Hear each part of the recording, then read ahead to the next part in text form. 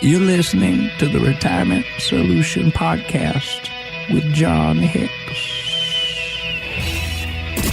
Here with John Hicks, I'm Jennifer Perry. This is a retirement podcast, yes, but it's not like any other financial show that you're listening to. So if you like us, subscribe to the podcast and leave us a 5-star review. Let us know what you think. You can always weigh in with your questions, too, at retirementsolutionradio.com. In my random research that I do for this show every week, John, I actually thought of you this week when I came across a study, totally non-financial related, but you have warned me about this, and it turns out you were right on something. The Cleveland Clinic did this study, and they say if you're hitting the snooze button too many times, you're disrupting that late-stage REM sleep. And you shared with me recently off the air your trick for avoiding the snooze button. And I'm going to have to try it, especially after researchers verified what you said. But what is that rule that you use? Never have an alarm clock. That's the best way to avoid a snooze button. Now, okay, so for some of us who are still working, I know. We still have to have that, right? No, of course, we have to. I love the fact that the Cleveland Clinic has clinical research to prove that I was right. This is like the best thing ever. It's like, oh, it's my baby. John got it right today. Oh, so wonderful. Oh, thank you so much, John, for being correct at least once in your life. Thank you. No, but see, this is one of those things that always affects me. My wife loves to set the alarm clock like an hour and a half early. And she just keeps hitting the snooze, and I never feel like I've gotten sleep. She actually has it to where the yellow light or the greenish light focuses directly into your eyeballs if you ever wake up. So you also feel like there's an alien probe that has a light on it looking directly at you, like you're going to be probed at any minute. And so years ago, I made the realization, no, I'm not going to do this. I made her turn that alarm clock around so you can't see the time. Because no matter when you wake up, does it matter what time it is? No. You're still going to have to get up at whatever time. It doesn't matter what time it is. Don't do it to yourself. Right. And I actually put a pillow on top of the alarm clock. I do. I'm not lying. I really do this. And on top of that, I say you need to set it for 5 minutes before you really want to be up. Okay. 5 minutes. 5 before minutes you know only. you really need to be up, period. And here's the trick. I learned this from, I don't know who it was, but I learned this trick. And the whole point is you understand that when you hear that alarm clock, all you have to do, it doesn't matter if you want to get up, no one does, but you just think to yourself, 5, 4, 3, 2, 1, blast off. And as soon as in your brain you say blast off, you put that first foot on the floor and you get out of bed. Amazingly enough, this is called the 5-second rule. And this works with almost anything where you're feeling trepidation or you're feeling worried or anxious or you have this angst about doing something. Just understand those are just feelings you're going through. Whether it's, man, I do not want to get up today. Today is the day that if I could stay in bed all day, I would do it. I would do it, Ted. I would do it even if I have to lay by you all day. I would do it.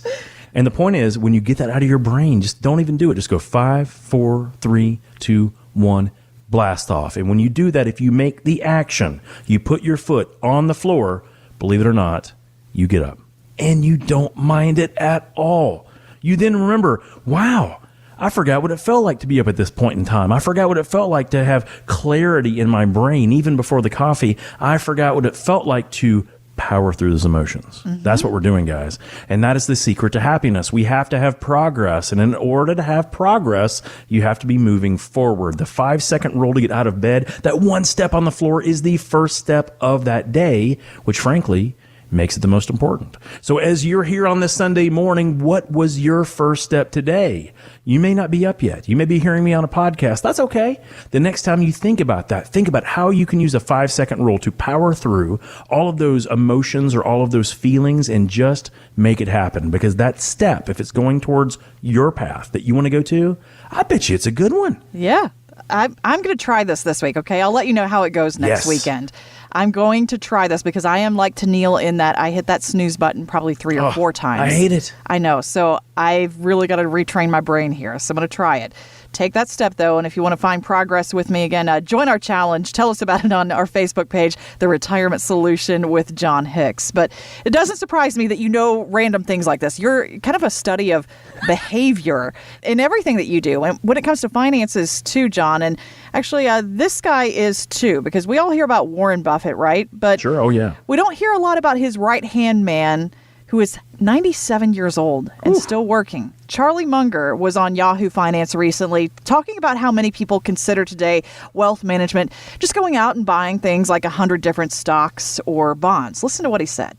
I think the people who argue for all this diversification, by the way, I call it Diworsification, and which I copied from somebody, and I'm way more comfortable owning 2 or 3 stocks, which I think I know something about and where I think I have an advantage. Diworsification. I love his line that he apparently stole there. He stole it, but at least he's honest about it, right? He's giving credit to someone, anonymous someone. Yeah. So good play to him. And you know why he did that, Jennifer? Charlie Munger was a very successful attorney. He was a very successful lawyer. Oh, okay. Yeah, that's how he actually made his money in the beginning. So it's very interesting. So he was born in Omaha, Nebraska in like the 20s. I don't remember when. And it's so odd because he did not meet Warren Buffett until 1956. Oh, wow. Okay? But when he was young, he actually worked for one summer in Warren Buffett's grandfather's grocery. Wow. Now, I want you to think about this for a second. So in Omaha, Nebraska, little old Omaha, Nebraska, Charlie Munger was raised and Warren Buffett was raised, but they didn't know each other from the beginning. It was when Charlie Munger worked for Warren Buffett's grandfather's grocery that made a connection. But they didn't meet each other until much later in life. But Charlie Munger was a very successful attorney, and then he went on to run a hedge fund on his own. He founded his hedge fund in 1963. The reason I find this so interesting is because everyone acts like hedge funds are a very new thing, or they're only in vogue since the 80s. Charlie Munger ran a hedge fund since 1963. But amazingly, once he met Warren Buffett in 1956, at least so the story's written, they became immediate friends. They were very interested in how investments worked and how you could compound money over time, but they had very different ideas on how you did it. When you look at it today, Jennifer, Warren Buffett is worth about $80 billion, depending on what day you look at, his net value. Now, Charlie Munger is also a billionaire, but Charlie, at least from current numbers, is worth about $2 billion. Oh, big difference, huh? It's a huge difference. And so why is there that big of a difference? Now, Warren Buffett finds him to be a genius when it comes to sage advice. But this is one of those things that I think makes the difference between a Warren Buffett and a Charlie Munger.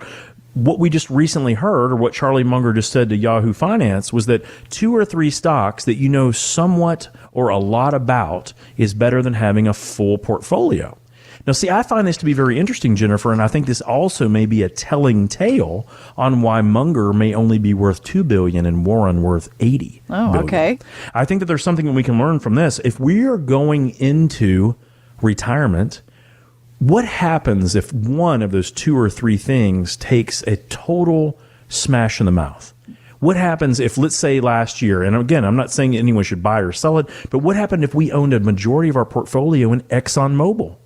Now, if you don't know, ExxonMobil in 2020 was down nearly 68% at one point in time. Now, of course, it still paid its dividend, but ladies and gentlemen, if all of a sudden you saw, if you were listening to Charlie Munger's advice, having just maybe 2 or 3 positions, if you saw one of those positions taking a 60% hit, would that affect you? Yeah, I'm sure. Now, listen, most of us don't have that opportunity to be billionaires where we have other money elsewhere, right, that we could rely on. Mm-hmm. This is money we need to live off of. And so because of that, I'm not going to chastise the advice because I think he's coming at it from some place very different. But this is why I think that there's so many different ways for us to manage our own wealth that's better for us. Charlie Munger's way has frankly been very different than Warren Buffett's way, which has been very different than a million other people, including George Soros or Mark Cuban from Shark Tank or Mr. Wonderful from Shark Tank for that matter, or any number of these other billionaires, right? They all have made their money very differently. So why shouldn't your path to your retirement be just as unique? See, we think it should, and this is why we always feel that people should work with a skilled fiduciary-only advisor. Because their job, and by the way, what does fiduciary mean? Now, we just call this the gold standard. This just means that they cannot be compensated more by you investing in one thing than another. It means that they should be aligned 100% with your best interests. Okay. Now, here's the thing. This is very different because most people don't realize this. But if you're dealing with one of those big box firms, and it doesn't matter who it is, and I'm not passing judgment, but if you're dealing with a Merrill Lynch or a UBS or a Fifth Third Bank or a Chase Bank, or take your pick on any of those other big ones, they're not fiduciaries, not fiduciary only. Good to know. Okay. Because they can earn commissions off of you, which may actually change the way that they give you advice. So when you seek someone out, I want you to really think about the golden standard. You want someone that is only motivated to serve your needs, not their pocketbooks, right? Not their pocketbooks. So when I hear Charlie Munger say, hey, 2 or 3 stocks that I know well, I'm cool with that. The guy ran a hedge fund. More power to him. But what I find is that most people need much better diversification than that. But more than that, they need a unique plan that fits their unique needs. There are some strategies you can use, ladies and gentlemen, that can help you retire 4 or 5 years earlier. Wow. But there's trade-offs. There's other plans that allow you to escape the majority of taxes over your lifetime. But there's trade-offs. There's some plans where you can literally beat the market in an upward moving market. But there's trade-offs. And there are some plans where you can get the most income you could squeeze of any strategy on the planet. But there's trade-offs. So wouldn't you want the golden standard of someone that's telling you all these things, which one is the right pick for you? If that's what you're looking for, I think you probably need to be searching for a fiduciary-based advisor. Radio host, financial advisor, and now author. That's right. Check out John's book, The Retirement Solution, on Amazon.com, or get a free chapter now at retirementsolutionradio.com. The opinions expressed in this program are for general informational purposes only and not intended to provide specific advice or recommendations for any individual or any specific security. To determine which investments may be appropriate for you, consult your financial advisor prior to investing. Any past performance discussed during this program is no guarantee of future results. J. Hagan Capital is a registered investment advisor. To find out if John Hicks is licensed in your state, please call 502-690-5635. J. Hagan Capital Incorporated is not affiliated with nor endorsed by the Social Security Administration or any other government agency and does not provide legal advice. Annuity guarantees are subject to the claims paying ability of the issuing insurance company. By contacting us, you may be provided with information about insurance products and annuities offered through John Hicks. Kentucky Insurance License Number 998827.